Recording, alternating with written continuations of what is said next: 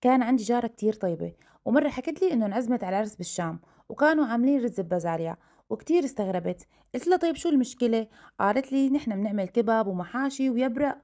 قلت لها يا ستي نحن أكلة الرز ببازاريا بنعتبرها أكلة كتير فخمة، وبنعملها بالعزايم والمناسبات، سهلة وسريعة وما بتاخد وقت.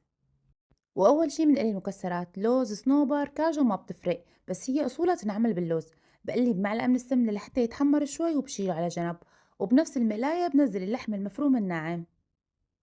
بقلي اللحمة وبضيف لها ملح وفلفل أسود، وفيكن تضيفوا لها البهارات المشكلة.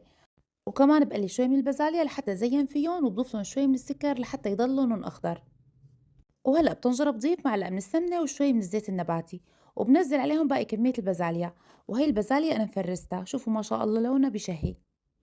وبنزل عليهم الرز المغسول والمنقوع لمدة نص ساعة، بعمل لهم كم تقليبة وبغمرهم بالمي، ملح وفلفل أسود ومكعب ماجي. أول شي بتركهم على نار عالية، بعد ما تنشف ميتهم شوي بوطي الغاز على الآخر لحتى ينشف الرز تماما.